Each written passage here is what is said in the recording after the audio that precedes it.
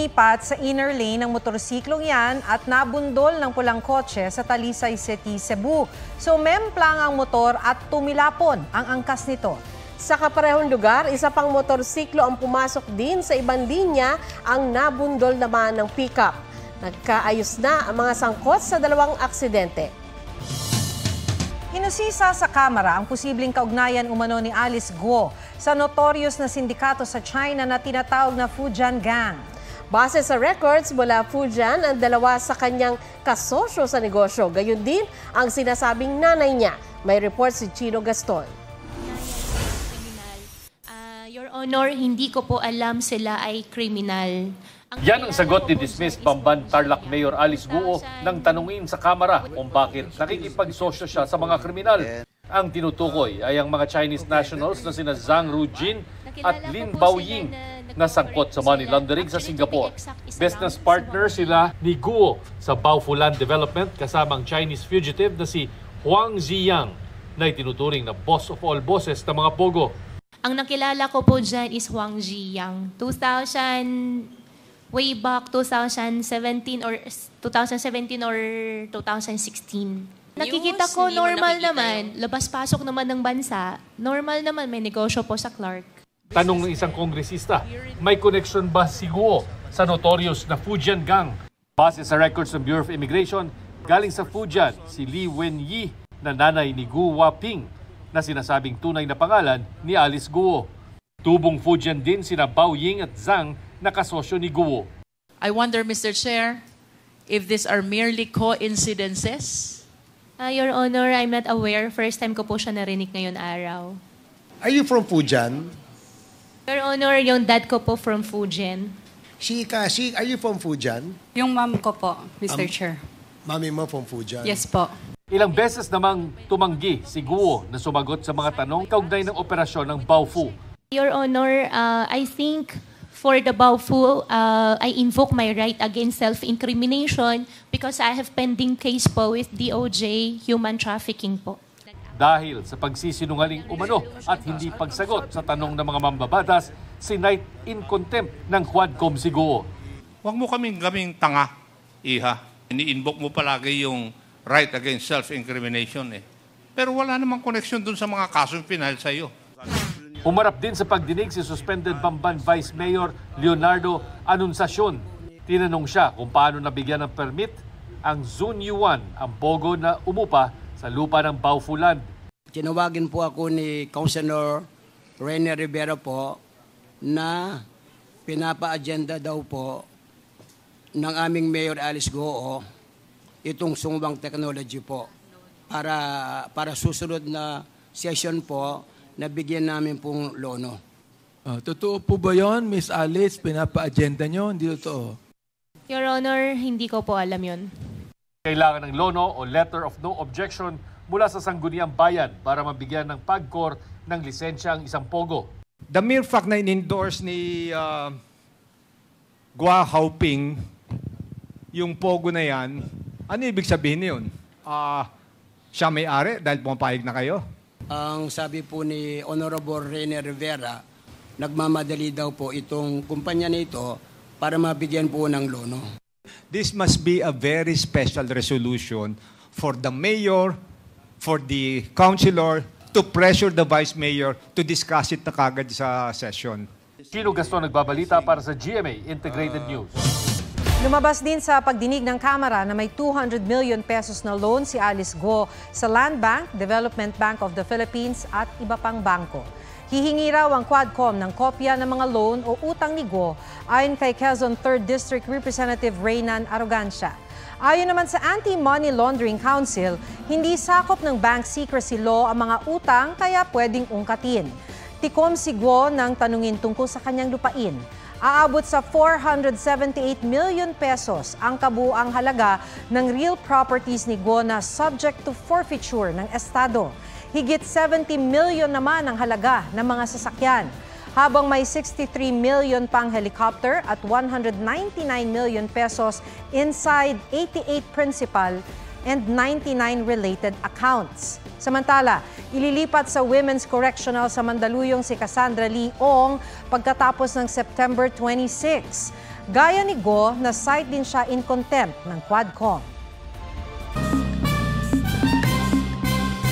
Kapapasok lang na balita, naaresto ng Bureau of Immigration at Presidential Anti-Organized Crime Commission o PAOK sa NAIA si Tony Yang. Siyang nakatatandang kapatid ng dating economic advisor ng Duterte administration na si Michael Yang. Ayon sa BI, inaresto si Tony Yang dahil sa misrepresentation at undesirability. Pineke raw niya ang impormasyon ng isang korporasyon sa Securities and Exchange Commission o SEC. Ayon kay Representative Dan Fernandez, umaasa ang Quadcom na maimbitahan si Yang sa pagdinig nila tungkol sa mga iligal na pogo. Sinusubukan pa naming kunin ang panig ni Tony Yang. Banta sa buhay ang nagtulak daw kay dating Iloilo City Mayor Jed Mabilog para umalis sa bansa matapos masama sa narco list ni dating Pangulong Rodrigo Duterte. Inilahad niya na may plano rin umanong puwersahin siyang idawit sa droga ang isang dating presidential candidate at isang dating senador. May report si Ian Cruz. The mayor of Iloilo City, I said, you're next. Patayin talaga kita. Kabilang ito sa mga video na ipinakita ni dating Iloilo City Mayor Jed Patrick Mabilog sa pagdinig ng House Quad Committee. Paulit-ulit ang pagbabanta ni Presidente Duterte, harap-harapang sinasabi, papatay daw ako.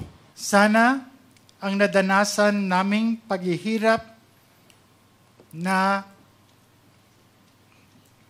durog, persecution, trauma, at saka walang-wala ay hindi po mararanasan ng iba. Inilahad niya ang 7 taong pagdurusa sa takot matapos masama sa narco-list ni Duterte noong 2016. I was not and never will be a drug protector. Itong PRRD list di umano ay naging hit list. Isinama ang pangalan ng kalaban sa politika. Ayon kay Mabilog, August 28, 2017, nang tumawag sa kanya si PNP Regional Director Bernardo Diaz at iniimbitahan siyang magpakita kay Noy PNP Chief Ronald De La Rosa sa Camp Crame. Pero tinawagan siya ng isang di niya pinangalan ng police colonel. Warned me not to go to Camp Crame because my life was in danger. Soon after, my wife received a chilling text from a PNP colonel's wife. Do not proceed. There are 20 men surrounding your house. If you go to Camp Crame, they will kill you. Sa takot, lumipad siyang Japan kinabukasan. Sa isang mensahe, sinabihan daw siya ni General Diaz na tawagan ng isang numero. I made the call and spoke to General Bato. He told me he knew I was innocent, that I wasn't involved in illegal drugs, and he promised to help me. But he urged me to be careful, repeating his pledge to help. Pero kasunod nito, may isa pang tumawag na di rin niya pinangalanan. It was another general. Mayor, do not return. If you go to Crame, you'll be forced to point fingers to an opposition senator and a former presidential candidate as drug lords. Is it Senator Maroas, former Senator Maroas? Yes, sir. Oh, is it former Senator Drilon, which is your cousin? Yes, sir. Ang posible raw ugat, politika. Dahil hindi ka sumuporta during the 2016 presidential elections. Ganun po ba? Yes, Your Honor. Sino po bang nanalong presidential candidate doon sa Iloilo at that time? Your Honor, si Manuel Rojas po. The former president got the lowest percentage votes all over the country in Iloilo. Sabi ni De La Rosa, bago nawala si Mabilog, tumawag raw ito sa kanya kaya pinapunta niya ito sa Camp Crame para protektahan. Hindi raw kapanipaniwala na pinapupunta niya si Mabilog doon para patayin. Sinisika pa ng GMA Integrated News sa makuha ang panig ni Diaz at Duterte, pati na ni Drilon at Rojas. Ian Cruz nagbabalita para sa GMA Integrated News. May mga bagong cloud cluster na minomonitor ang pag-asa sa loob at labas ng Philippine Area of Responsibility. Posibleng may mabuong low pressure area mula sa mga yan. Sa ngayon, habagat pa rin ang magpapaulan sa ilang bahagi ng bansa. Sa datos ng Metro Weather, may ulan sa umaga sa Ilocos Provinces, Zambales, Bataan, Pangasinan, ilang bahagi ng Samar Provinces at Davao Region. Mas malaking bahagi ng Luzon ang uulanin sa hapon kasama ang iba pang probinsya sa Northern at Central Luzon, Bicol Region, Mimaropa at Calabarzon. May mga kalat-kalat na ulan din sa Panay Island, Negros Island Region, Central at Eastern Visayas, Northern Mindanao, Barm at Sulu Archipelago. May tsansa rin ng ulan sa Metro Manila lalo sa hapon at gabi. Mga kapuso, muli kaming nagpapaalala na huwag magpapaloko at mag-ingat sa scammers. Babala ng Sparkle, may mga nagpapanggap na kanilang executive o empleyado para humingi ng donasyon para sa GMA Kapuso Foundation.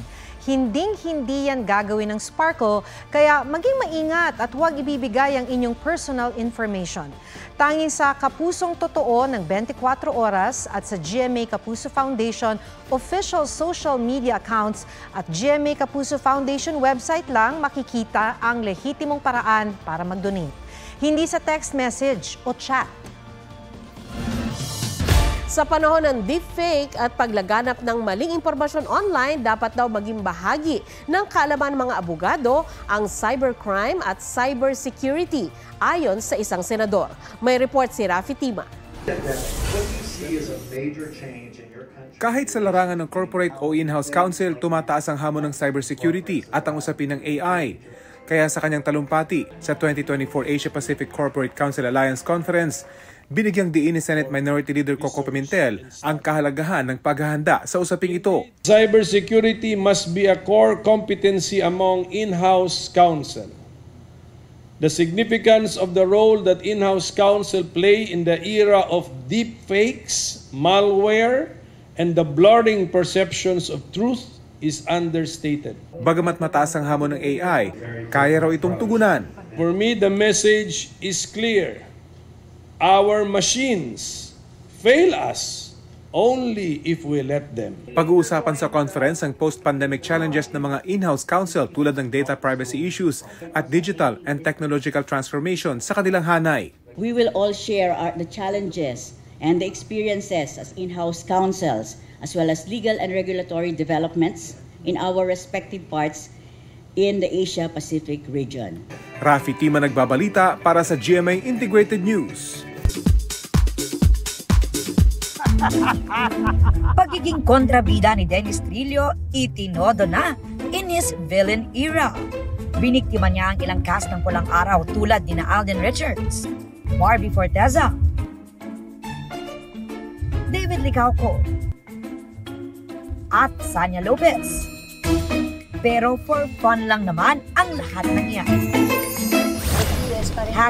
#Milan Fashion Week na. Get ready with me video ni Heart Evangelista na kinunan habang nasa umaandar na van, hinangaan ng netizens. Jen ng BTS, nasa Milan na rin para sa Fashion Week bilang ambassador ng isang brand. Herlene Budol nagpakwela habang naka-Santa costume, viral na. Aubrey Carampel nagbabalita para sa GMA Integrated News. Kapapasok lang na balita, nag-issue ng show cause order ang Quad Committee ng Kamara para sa misis ni Attorney Harry Roque na si Myla. Dati na siyang inimbitahan sa pagdinig pero hindi nakadalo. Pinagpapaliwanag si Myla kung bakit nasa dating partly owned na bahay nila sa Benguet ang utak ng isang malaking sindikato na pugante sa China.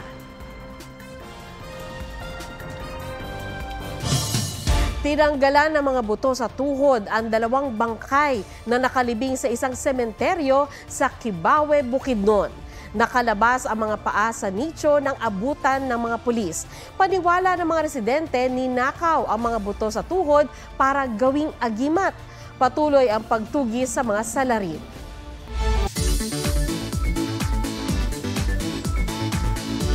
Pulang lupa at berdeng bundok. Atraksyon yan sa Ilocos Sur. Sa Apayao naman, asul ang tubig sa underground river. ang mga makulay na pasyalan sa report na ito. Namumula! Sabi ng utak mo'y, tara na! Dahil totoong namumula ang lupa dito sa bundok ng Cervantes, Ilocos Sur. In contrast yan sa lush green na tanawin. Kaya naman instant attraction yan dahil ang feels ala Switzerland. Handa ang katawan sa 2 hours na hiking. Pero pwede rin ang 4x4 adventure o sumakay ng motor. Pero kung meron mang makulay ang nagsisilbing tanglaw, yan ay dilaw mula sa flashlight na kailangan mo sa kuwebang ito, ang Manakota Cave at Underground River na dinarayo sa Luna, Apayao. Sa sobrang dilim, mas exciting ang paglilibot sa cave habang sakay ng bangka. Asul naman ang kulay ng tubig na nakakaenganyong pagtampisawan. Yan po ang State of the Nation. Para sa mas malaking misyon, ako si Maki Pulido. Para sa mas malawak na paglilingkod sa bayan, sa ngalan ni Atom Araulio, ako si Sandra Aguinaldo. Mula sa GMA Integrated News, ang News Authority ng Pilipino.